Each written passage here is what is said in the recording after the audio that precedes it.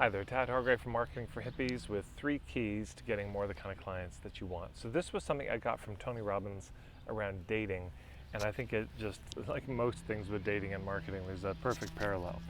So the first key to getting the kind of relationship you want is you actually have to get very clear about the kind of relationship that you want.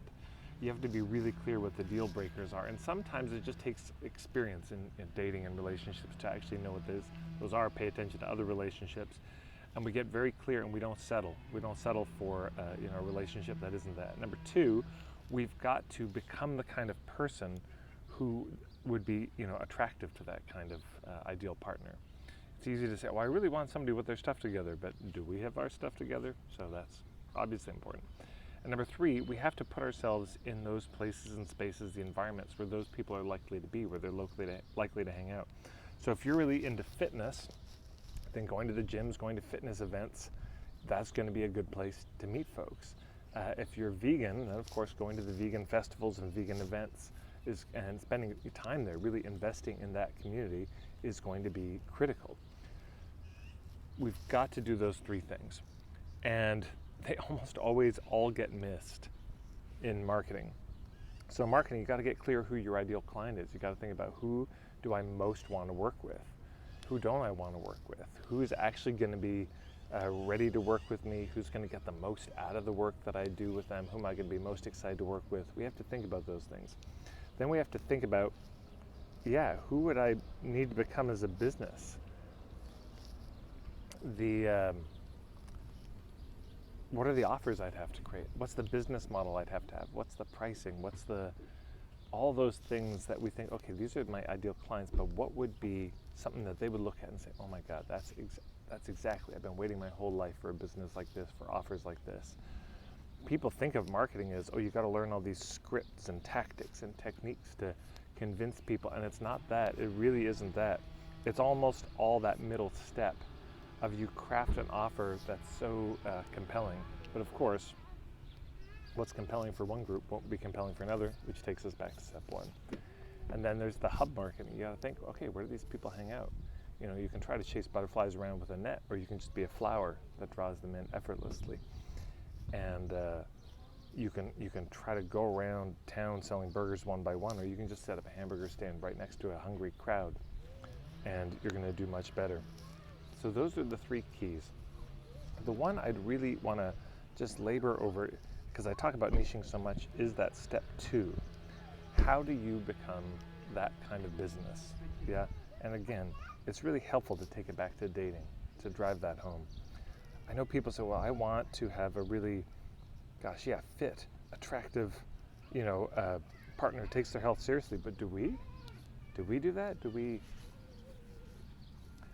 are we exercising as much as we should? Oh, I just want them to be in good shape. Are we in good shape? I don't want them to be reactive. Are we reactive? That's most of it, because otherwise, if we don't do that work, what happens is we meet somebody who's our ideal partner, and they take one look at us and they say, oh, they're not ready for me. This is not a fit. Yeah. That happens in business all the time. You meet somebody who would be your dream client, and they look at you and they say, no, that offer is not a fit. I remember, here's an example of this. I'm just remembering now. I went years ago to a yoga workshop, 4-part yoga workshop. And the woman who was running it seemed extremely nervous, almost neurotic, stumbling over her words, just came across as incredibly insecure. And I canceled the rest of the classes. I went to the first one, I didn't go back. Because the promise to me there is, if I do what you say to do, I'm gonna end up like you. Now, of course, that's not fair. It's not exactly like that. But I was really wanting to become more grounded, and Now, if she'd acknowledged it, she said, "Look, I know I seem really nervous, but you should have seen me years ago. This is actually a huge improvement, and that's all down to yoga." Maybe I would have been compelled. My dear friend Andrea House, who's a acupuncturist, incredible acupuncturist in Edmonton. If she has an open space, which she doesn't often, but if she has an open space where there's no clients, she studies. I did a video about this called "You Get the Practice You Deserve." Yeah, because there's so many opportunities that never get maximized because your ideal client does show up. Oh, it's not that they haven't shown up. It's not that they haven't seen you. It's that they go to your website and it's confusing as hell. They come to your workshop and it's scattered and all over the place. They go to they're at a networking event that you're at and they meet you and they say, what do you do? And the answer just baffles them. And they really leave they like you, but they have no idea. They look at your offer and it seems too hyped up. They go to talk to you about business, but you're too pushy. You see what I'm saying? It's not that we're not exposed to our ideal clients, it's that we're often not ready for them. So doing that inner work for dating, getting ourselves to a place that if our ideal client showed up, they could recognize that in us, or if our ideal partner showed up, and if and in business, if our ideal client showed up, we would have a business that was ready for them. So again, that may mean the website, that may mean your social media presence, that may mean so many different things. And it goes back to the 5 fundamentals I talked about. Number 1, that we get clear on the ethics, so that we're not pushing people, manipulating people, which will push them away, even if they're a perfect fit. Number 2, we get clear in our niche. We stop trying to be everything to everybody. Because if, let's say you meet somebody who really wants to settle down. Now you want to settle down, but you're still playing the field a bunch. They may just read that energy and say, oh, this person's not ready to settle down. And I've heard the word on the street is they're still just dating really loosely, and they're clearly not in a place where they have that settled down energy. So we do the niching, we figure out who is it that we want. And then we get clear on our point of view, our philosophy, our take on things. Number 4, we build a business model that is really simple, satisfying, sustainable, safe for them to approach. And then we get out there. But we do all that inner work first as a business. First makes it seem like a sequence. Sometimes it's not quite so cut and dry and simple. But if you want a sequence, that's it. The very first thing, identify your ideal client. Think about who your perfect customer is. Because if you don't, you're going to be bored and frustrated with who you work with. Number 2, really become the kind of business that they would love. This takes time. This can take years. I do understand. But that's the long game. Short game, there's a bunch of tactics that work in the short game. We see them all over the place. But I'm saying long term, building a reputation, the slow marketing, the building a presence where everything's word of mouth at a certain point and you don't have to market that much. That's step 2. That's really building that internal step. And then 3 is the hub marketing. And it's not just that we get out there, it's that we get to the places our ideal clients are getting out to.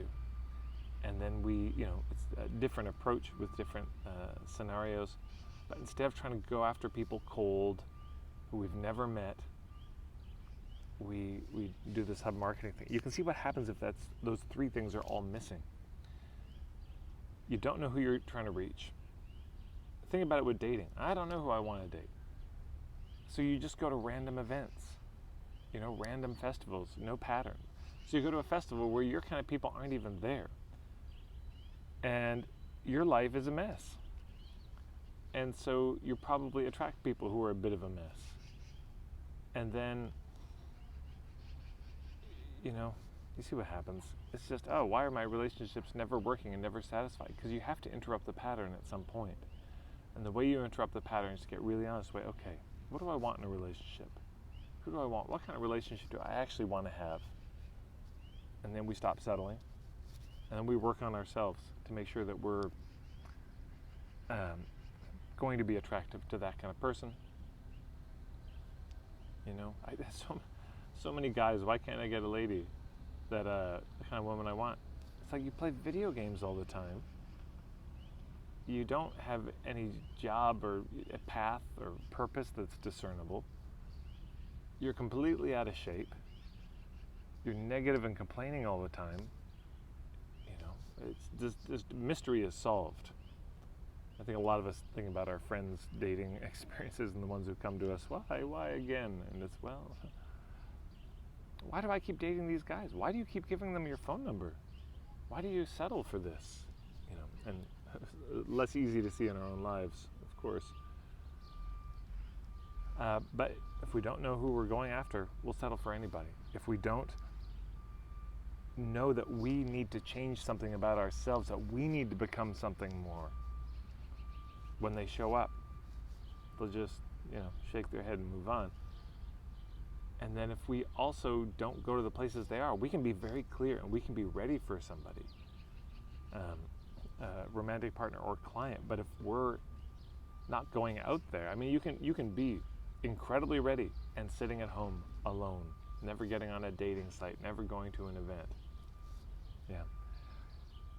Why don't I have clients? Have you made it a priority to get the kind of clients you want? Because if you hadn't made it a priority, how's it going to happen?